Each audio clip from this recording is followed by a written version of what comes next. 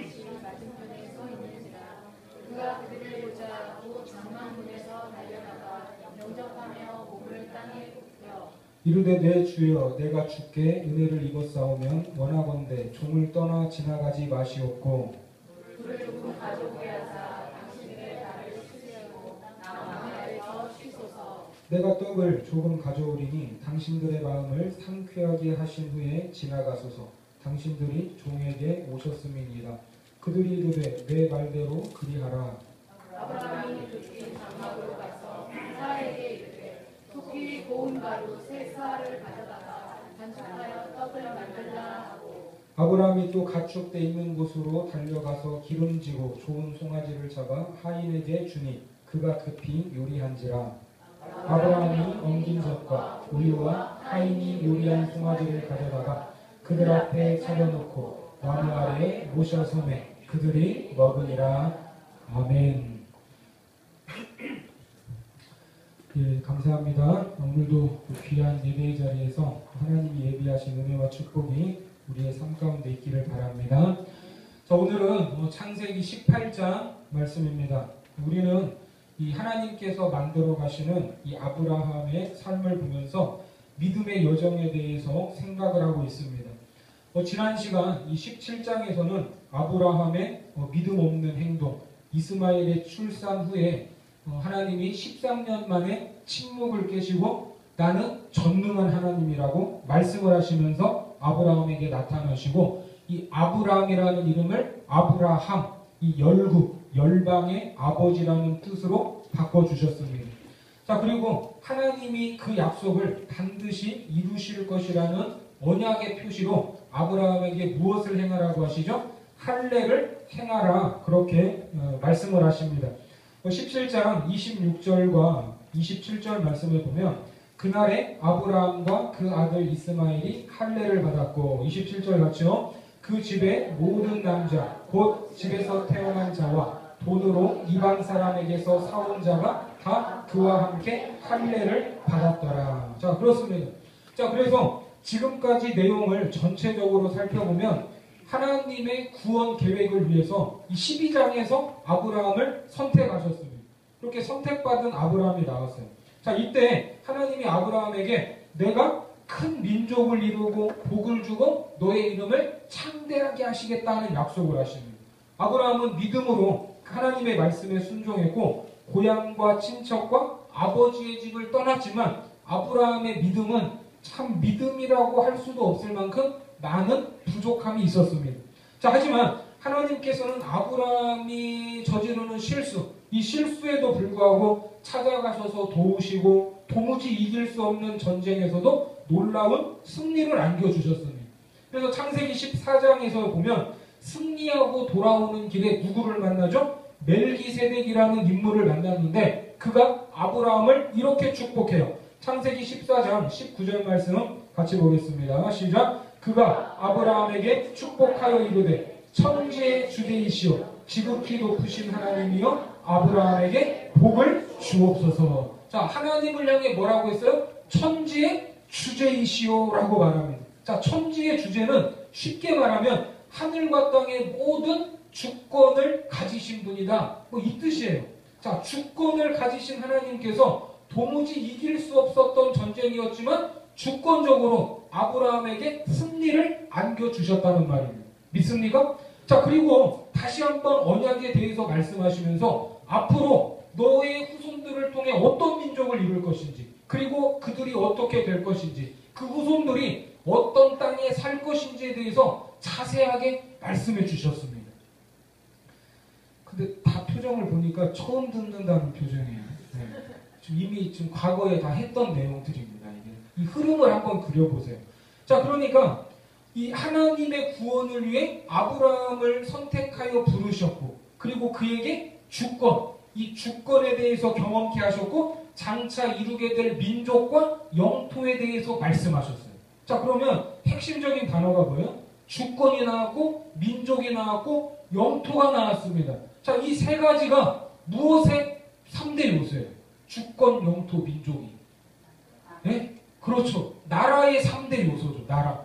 그러니까 하나님의 나라를 하나님이 반드시 완성하시겠다는 뜻입니다. 그리고 하나님 나라에서 살아갈 백성들은 언약의 증표로 이제 무엇을 가지고 있어야 돼요? 할례를 가지고 있어야 돼요. 할례. 그래서 할례를 명하신 거예요. 자, 창세기 17장 13절과 14절 말씀에 보면 너희 집에서 난 자든지 너희 돈으로 산 자든지 할례를 받아야 하리니 이에 내 언약이 너희 살에 있어 영원한 언약이 되려니와 14절 같죠? 할례를 받지 아니한 남자 곧 그 포피를 베지 아니한 자는 백성 중에서 끊어지리니 그가 내 언약을 배반하였음이니라. 그러니까 할례를 다 받아야 되는데 뭐 이게 쉽게 말하면 이제 뭐 주민등록증이라고 해야 될까요?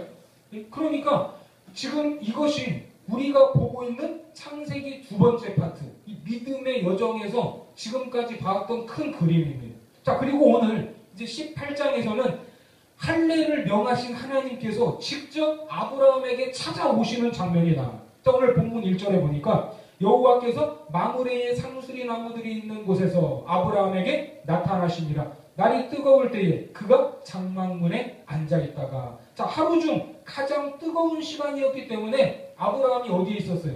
장막문에 앉아있었습니다.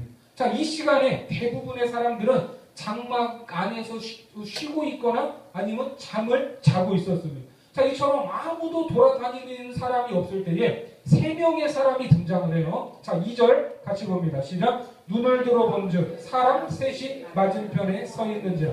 그가 그들을 보자 곧 장막문에서 달려나가 영접하며 몸을 땅에 굽혀. 자, 여기 보니까 사람 셋이 나와요. 사람 셋인데 이 사람들은 사람이라고 말하지만 사람이 아니었습니다. 하나님의 독특한 현현이었어요. 네? 성경에 여기밖에 없어요. 이렇게 등장하시는 장면. 자, 한 사람은 하나님이고 나머지 두 사람은 이제 그 이후에 나오는 소돔과 고모라 성으로 가는 천사들입니다.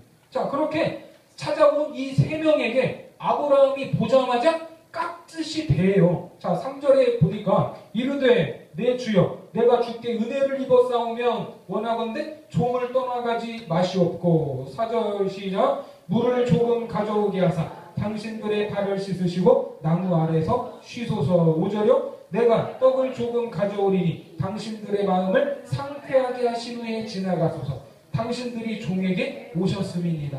그들이 이르되 내 말대로 그리하라. 자, 지금 이거 방금 읽은 이 말씀에 보면 아브라함이 지금 하나님인 줄 안 것 같아요? 모르는 것 같아요? 네? 지금 읽은 말씀만 보면 하나님인 걸 안 것 같죠? 뭐 내 주여 내가 주께 은혜를 입어 싸우면 원하건대 종을 떠나가지 마시고 당신들이 종에게 오셨음이니이다. 그렇죠? 지금 마치 하나님을 안 것 같은 분위기예요. 지금 이 말씀만 보면. 자, 그런데 히브리서에 보면 오늘 이 내용을 언급하는 말씀이 있습니다. 히브리서 13장 1절과 2절 말씀 같이 보겠습니다. 시작. 형제 사랑하기를 계속하고 손님 대접하기를 잊지 말라. 이로써 부지 중에 천사들을 대접한 이들이 있었느니라. 자, 여기서 천사들을 대접한 사람이 누굽니까? 바로 오늘 본문의 아브라함인데 천사들을 알고 대접했어요? 부지 중에 대접했어요? 부지 중에 대접했다고. 이게 그러면 알았다는 거예요? 몰랐다는 거예요? 자, 몰랐다는 말인데 이렇게 몰랐다는데 그 사람들을 보고 내 주라고 하고 자기를 종이라고 이렇게 말할 수 있는가? 이게 지금 이 창세기 현장과 그리고 이 창세기 말씀을 해석하는 이 히브리서가 좀 이게 앞뒤가 안 맞는 것 같은 뉘앙스입니다. 이 단어적으로만 보면. 자, 그럼 오늘 본문으로 가서 계속해서 본문을 좀 더 보겠습니다. 6절에서 8절까지 말씀을 보면 아브라함이 급히 장막으로 가서 사라에게 이르되 속히 고운 가루 세 쌀을 가져다가 반죽하여 떡을 만들라 하고 아브라함이 또 가축대 있는 곳으로 달려가서 기름지고 좋은 송아지를 잡아 하인에게 주니 그가 급히 요리한지라. 8절 같이요. 아브라함이 엉킨 젖과 우유와 하인이 요리한 송아지를 가져다가 그들 앞에 차려놓고 나무 아래에 모셔 섬에 그들이 먹으니라. 자, 지금 이 아브라함이 너무나 바빠졌어요. 아브라함의 모습을 보면 마치 지금 이 사람들이 오기만을 기다렸다는 듯이 급히 장막으로 가서 사라에게 떡을 만들려고 했습니다. 그리고 7절에 보니까 아브라함이 달려다녔어요. 이리 뛰고 저리 뛰고. 지금 아브라함 나이가 몇 살이에요? 지금 99세예요. 99세. 지금 99세 먹은 할아버지가 손님이 왔다고 뛰어다니고 있어요. 뛰어다니고 있어요. 아니 지금 300명이 넘는 종들이 있잖아요. 그래요 안 그래요? 예? 종들이 있잖아요. 그런데 그들을 영접하기 위해서 지금 이 할아버지가 이리 뛰고 저리 뛰면서 준비할 수 있는 모든 것들을 동원해서 최고의 것을 내놓은 것입니다. 그리고 8절에 보면 모셔 섬에, 나무 아래에 모셔 섬에 그들이 먹으니라. 시원한 나무 아래에다가 상을 차려놓고 그들이 먹는 동안 아브라함은 뭐 하고 있었어요? 모셔 섬에 서 있었어요. 그들이 이렇게 먹는 걸 보면서. 네? 뭐 필요한 거 없습니까? 이게 완전 뭐예요? 웨이터예요. 웨이터 지금. 네? 자, 지금 이 대접하는 게, 이 대접하는 것만 봐도, 아브라함의 행동만 봐도 지금 이 지나가는 나그네를 하나님으로 알지 않고 이렇게 할 수가 있어요, 없어요? 이렇게 할 수가 없죠. 하나님으로 알지 않고 어떻게 이렇게 할 수가 있습니까? 그런데 히브리서에서는 부지 중에 대접을 했다고 합니다. 자, 이게 어떻게 된 것인가? 자, 본문 3절에 가서 이르되 내 주여 내가 주께 은혜를 입었사오면 원하건대 종을 떠나 지나가지 마시옵고. 자, 우리에게는 내 주여, 주님 하면 누구밖에 없죠? 예수님밖에 없죠. 예수님밖에 없지만 이 당시에는 이 주라는 말이 상대를 높여주는 존칭이었습니다. 그리고 자기는 겸손하게 낮춰서 자기를 뭐로 말했어요? 종이라고 했어요. 종이라고. 상대는 높여서 주라고 불렀습니다. 내 주여, 내가 주께 은혜를 입었사오면. 자, 이 말은 조금 이제 뭐 주님인 줄 알고 하는 말처럼 보이지만 이 말은 이런 뜻이에요. 이제 지나가는 이 나그네에게 제가 좋게 보이면, 제가 믿을만하면, 좋은 사람처럼 보이면 여기에서 잠깐 쉬었다 가셔도 됩니다. 이 뜻이에요. 내 주여, 내가 주께 은혜를 입었사오면. 이 그 말입니다. 그러면 아브라함은 왜 얼굴 한 번 본 적도 없는 나그네들을 마치 하나님을 대하듯이 지극정성으로 대했을까? 그리고 성경은 왜 할례를 행한 후에 처음으로 나그네를 대접하는 장면을 여기에다 이어서 넣었을까? 이것이 왜 필요한가? 이게 필요 없으면 여기에 들어가지가 않았겠죠. 자, 이 장면이 할례 받은 것과 연관이 있기 때문입니다. 자, 골로새서 2장 11절과 12절 말씀을 같이 한번 읽겠습니다. 시작. 또 그 안에서 너희가 손으로 하지 아니한 할례를 받았으니 곧 육의 몸을 벗는 것이요 그리스도의 할례니라. 너희가 세례로 그리스도와 함께 장사되고 또 죽은 자들 가운데서 그를 일으키신 하나님의 역사를 믿음으로 말미암아 그 안에서 함께 일으키심을 받았느니라. 자, 여기에 보니까 할례에 대해서 말하는데 이제는 구약 시대처럼 몸에다 손을 대는 할례가 아니라 그리스도의 할례. 이건 어디에다가 받는 거예요? 마음의 할례를 받는 겁니다. 마음의 할례를 받고 이제 신약에서는 할례를 받는 게 아니라 무엇을 받아요?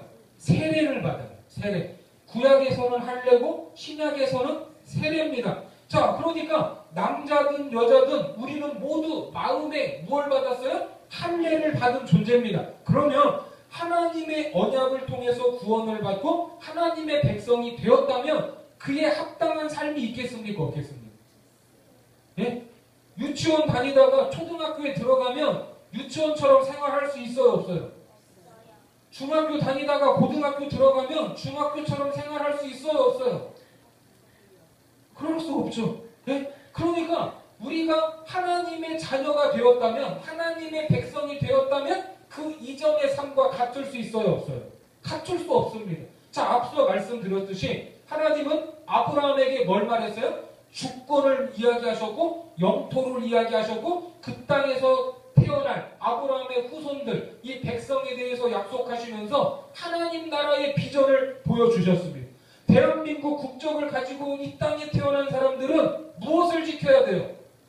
우리나라 법을 지켜야 돼요. 대한민국 법을. 마찬가지로 하나님의 백성이 되었다면 이제 무엇을 지키면서 살아야 돼요? 하나님의 법을 지키는 것이 마땅합니다. 자, 로마서 7장 4절 말씀 같이 읽겠습니다. 그러므로 시작. 그러므로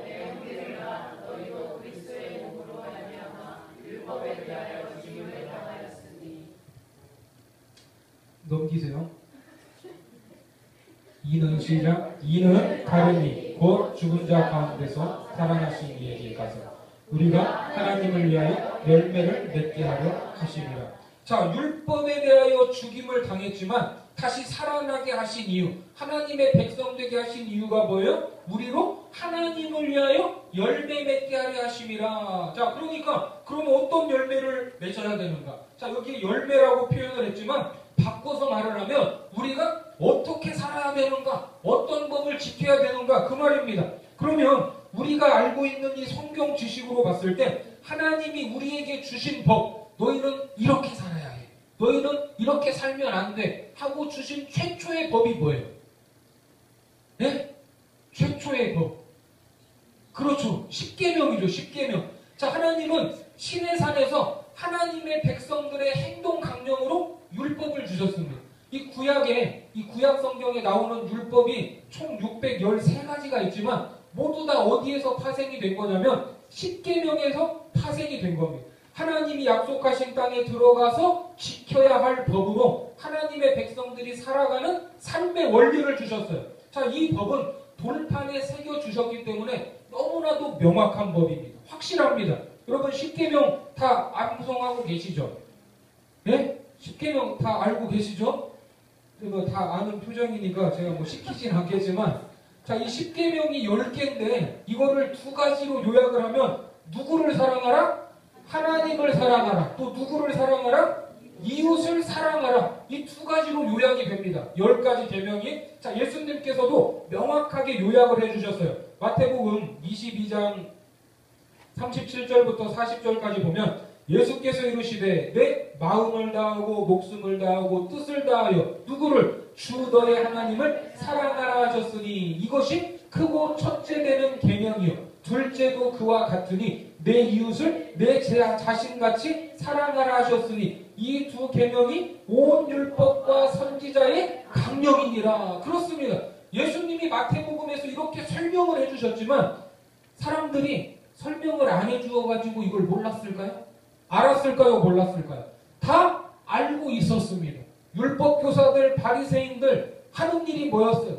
율법을 암송하고 밥만 먹으면 이 성경을 연구하는 사람들이 왜 모르겠어요? 자, 누가복음에서 예수님과 율법사가 하는 대화가 나와요. 자, 누가복음 10장 27절부터 보니까 대답하여 이르되 내 마음을 다하며, 지금 이 대답은 누가 한 대답이냐면 한 율법사가 한 대답이에요. 내 마음을 다하며 목숨을 다하며 힘을 다하며 뜻을 다하여 주 너의 하나님을 사랑하고 또한 내 이웃을 내 자신같이 사랑하라 하였나이다. 이렇게 대답을 하니까 예수님이 뭐라고 하세요? 28절 시작. 예수께서 이르시되 내 대답이 옳도다. 이를 행하라. 그러면 살리라 하시니. 그러니까 당시 사람들이 알았어요? 몰랐어요? 알기는 다 알았어요. 그러면 그렇게 살아라 아는 대로. 자, 그랬더니 이 율법사가 뭐라고 하냐면 29절에서 그 사람이 자기를 옳게 보이려고 예수께 여짜오되 그러면 뭐라고요? 내 이웃이 누구니까? 하고 물어봤어요. 자, 이게 무슨 말입니까? 사람들은 뭐 하나님을 사랑하라 하면 하나님이 누군지는 다 알아요? 몰라요? 다 알죠. 뭐 하나님 한 분이시니까. 그런데 내 이웃을 사랑하라 이렇게 하니까 이제 그 이웃에 대해서 정의하려고 해요. 그러니까 어떤 기준을 정해놓고 내가 뭘 할지 안 할지를 결정합니다. 뭐 이 사람을 외모로 판단을 한다거나 아니면 이 사람에게 내가 이 하나를 주면 거기에서 얼마가 나올까 이거를 계산을 한다거나 손익 결과를 예상해서 베풀고 이런저런 기준과 판단을 가지고 움직입니다. 사람들은. 그래서 뭘 묻는 거예요? 이웃을 사랑하라고 하시는데 이웃을 사랑하라고 하시는데 그러면 그 이웃의 범위가 어디까지인지 알려주셔야 사랑할 것 아닙니까?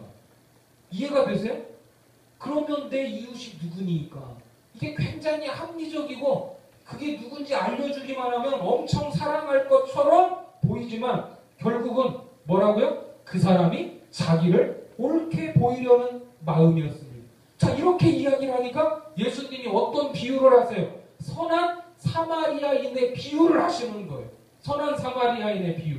뭐 그것까지 지금 다 말할 수가 없고 이 선한 사마리아인의 비유를 말씀하시고 나서 율법교사에게 되묻습니다.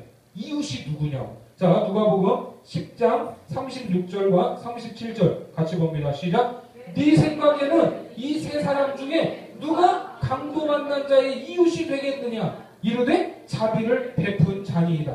예수께서 이르시되 가서 너도 이와 같이 하라 하시니라. 그러니까 이웃을 사랑하라는 말은 누가 이웃이냐? 이것을 따지고 정의하는 것이 아니라 뭐 하라는 거예요? 네가 이웃이 되라는 말입니다. 믿습니까? 그러면 오늘 본문으로 돌아가서 보면 아무도 돌아다니지 않는 뜨거운 시간, 떼약볕을 맞으며 지나가는 나그네들에게 아브라함은 뭐 한 거예요? 아브라함. 예? 저 사람이 내 이웃인가 아닌가를 생각하기 전에 아브라함은 뭐 한 거예요? 내가 가서 그의 이웃이 된 겁니다. 믿습니까? 내 주여, 내가 주께 은혜를 입었사오며 제가 좋게 보이면 여기서 좀 쉬었다 가셔도 됩니다. 먼저 다가가서 이웃이 된 거라고. 특별히 하나님께서 구약부터 계속 이야기하시는 반드시 너희가 도와야 될 세 부류의 사람들이 누구냐면 고아, 과부, 나그네입니다. 신명기 10장 16절부터 19절까지 말씀을 보면 그러므로 너희는 마음에 할례를 행하고 다시는 목을 곧게 하지 말라. 너희의 하나님 여호와는 신 가운데 신이시며 주 가운데 주시어 크고 등하시며 두려운 하나님이시라. 사람을 외모로 보지 아니하시며 뇌물을 받지 아니하시고 같이요 고아와 과부를 위하여 정의를 행하시며 나그네를 자 같이요 시작. 고아와 과부를 위하여 정의를 행하시며 나그네를 사랑하여 그에게 떡과 옷을 주시나니 너희는 나그네를 사랑하라. 전에 너희도 애굽 땅에서 나그네 되었음이니라. 자, 고아, 과부, 나그네를 사랑하라고 이야기를 하시는데 그들을 사랑해야 할 이유가 뭐예요? 일단 고아, 과부, 나그네 하면 어떻습니까? 의지할 곳이 없으니까 인간적으로 보면 불쌍해요, 안 불쌍해요? 불쌍하죠. 도와줘야 됩니다. 네? 그런데 성경에서 도와줘야 할 이유는 불쌍하니까? 안 돼 보이니까? 그게 아니라 뭐라고요? 너희도 애굽 땅에서 나그네 되었습니다. 그러면 뭐예요? 니들도 저런 처지에 있었으니까 동병상련의 마음으로 도와야 된다? 그게 아닙니다. 나그네를 사랑해야 될 이유, 과부, 이 고아를 도와야 될 이유는 인간적인 도덕과 윤리, 사회적으로 감당해야 할 책임의 차원이 아니에요. 이런 책임의 차원은 정부에서도 해요. 비영리 기관에서도 해요. 그 외에 사회봉사단체에서도 많이 하고 있습니다. 그러면 교회에서 그리스도인들이 그들을 도와야 할 이유와 원인은 뭐예요? 너희가 애굽에서 나그네 된 인생을 살았기 때문입니다. 자, 애굽이 뭐예요? 애굽은 구원받기 전의 삶입니다. 우리는 애굽에서 죄의 종노릇을 하던 존재였지만 그 자리에서 건짐을 받았어요. 이게 뭐예요? 구원입니다. 구원. 죽음의 자리에서 어린 양의 죽은 보혈의 공로로 생명을 얻었습니다. 이 말은 인간적 윤리와 도덕적인 차원 그것도 포함하고 있지만 그것을 뛰어넘는 영적인 차원에서의 이유입니다. 우리의 신분이 바뀌었다는 것. 신분이 바로 우리가 구원받은 존재요 언약 백성으로서 할례를 받았다면 예수 그리스도의 보혈을 믿어 구원을 받았다면 이제는 이웃을 사랑해야 된다는 것을 믿으시기 바랍니다.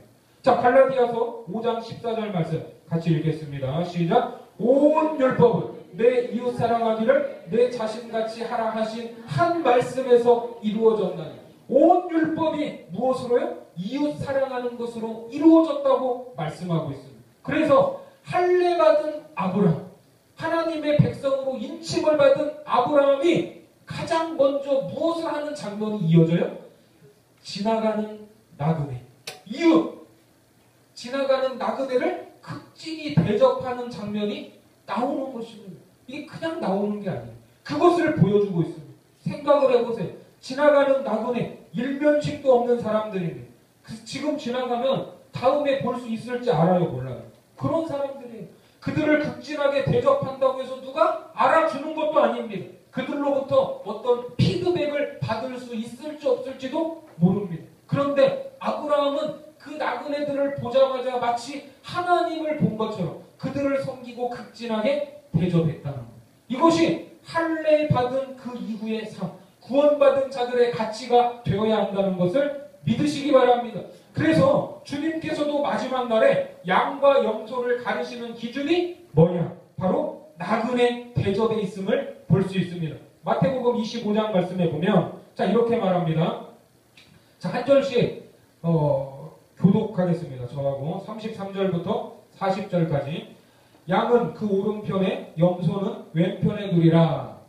그의 이름이 그 오른편에 있는 자들에게 이르시되 내 아버지께 복받을 자들이여 나와 창세로부터 너희를 위하여 예비된 나라를 상속받으라. 내가 줄일 때에 너희가 먹을 것을 주었고 목마를 때에 마시게 하였고 나그네 되었을 때에 영접하였고 헐벗었을 때에 옷을 입혔고 병들었을 때에 돌보았고 옥에 갇혔을 때에 와서 보았느니라. 이에 의인들이 대답하여 이르되 주여 우리가 어느 때에 주께서 줄이신 것을 보고 음식을 대접하였으며 목마르신 것을 보고 마시게 하였나이까.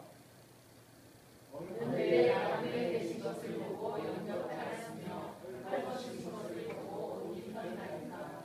어느 때에 병드신 것이나 옥에 갇히신 것을 보고 가서 배웠나이까 하리니. 임금이 대답하여 이르시되 내가 진실로 너희에게 이르노니 너희가 여기 내 형제 중에 지극히 작은 자 하나에게 한 것이 곧 내게 한 것이니라 하시고. 자, 여기에 보니까 중요한 두 가지 기준이 뭐예요?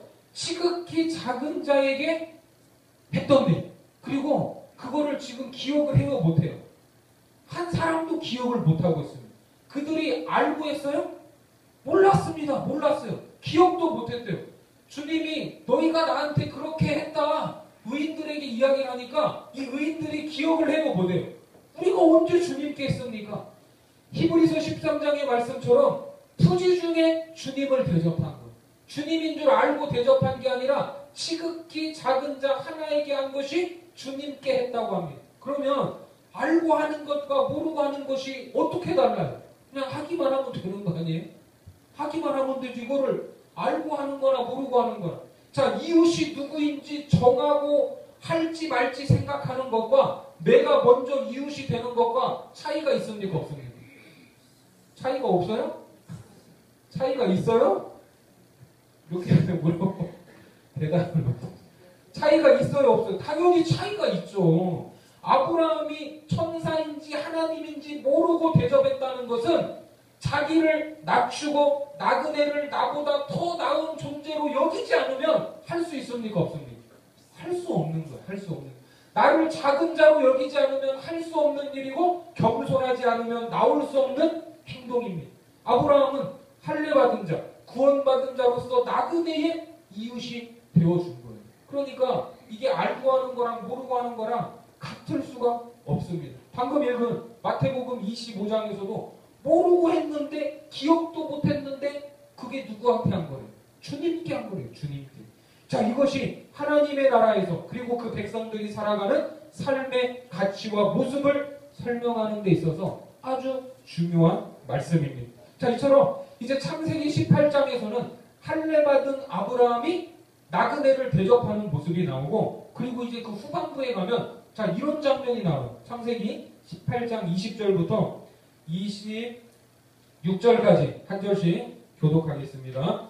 여호와께서 또 이르시되 소돔과 고모라에 대한 부르짖음이 크고 그 죄악이 심히 무거우니 내가 이제 내려가서 그 모든 행한 것이 과연 내게 들리는 부르짖음과 같은지 그렇지 않은지 내가 보고 알려 하노라. 그 사람들이 거기서 떠나 소돔으로 향하여 가고 아브라함은 여호와 앞에 그대로 섰더니 아브라함이 가까이 나아가 이르되 주께서 의인을 악인과 함께 멸하려 하시나이까.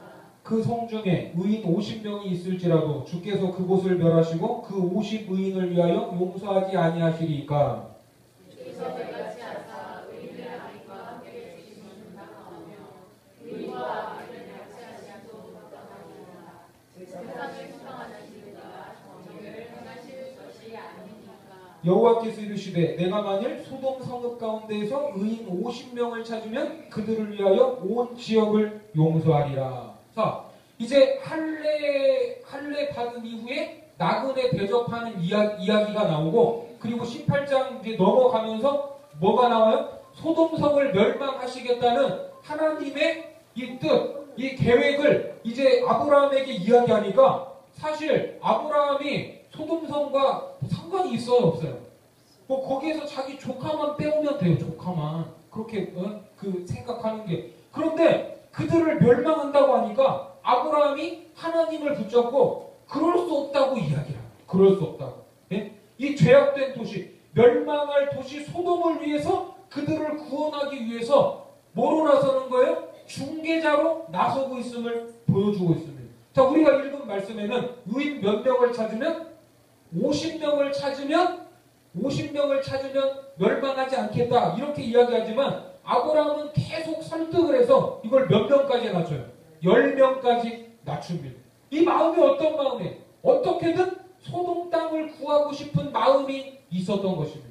이러한 아브라함의 모습을 통해서 할례받은 이후에 우리가 어떻게 살아가야 할지를 보여주고 있는 거예요. 우리는 예수 그리스도의 십자가 사랑으로 구원을 받은 존재입니다. 예수님은 우리를 사랑한다고 하신 하나님의 말씀, 구약에서부터 계속 사랑한다 했는데 이게 말 그대로 그건 말이잖아요. 말인데 그 사랑의 구체적 표현이 어떻게 드러났어요? 예수 그리스도가 육신을 입고 이 땅에 오셔서 십자가에 매달리는 것으로 구체화되었습니다. 그렇게 예수님은 십자가에서 사랑을 가르쳐 주셨어요. 우리가 그 사랑을 받고 구원을 받았다는 것은 그 사랑에 동참하는 것입니다. 내가 십자가 사랑을 받았다. 내가 예수를 믿는다. 내가 구원을 받았다.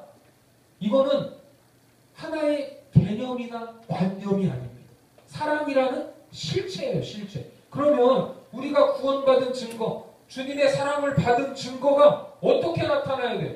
그 사랑으로 다시 나타나야 된다는 것을 믿으시기 바랍니다. 자, 그래서 요한복음 13장 34절과 35절 같이 봅니다. 시작. 새 계명을 너희에게 주노니 서로 사랑하라. 내가 너희를 사랑한 것 같이 너희도 서로 사랑하라. 너희가 서로 사랑하면 이로써 모든 사람이 너희가 내 제자인 줄 알리라. 그렇습니다. 그러면 여러분 주변에 여러분들이 사랑해야 할 사람은 누굽니까? 그리고 여러분들이 먼저 누구의 이웃이 되어야 합니까? 우리의 믿음, 우리가 받은 구원, 우리가 받은 이 사랑이 우리 주변의 이웃 사랑으로 구체화되고 영혼을 구원하는 이 중보자의 자리까지 나아가기를 주님의 이름으로 축복합니다. 기도하겠습니다.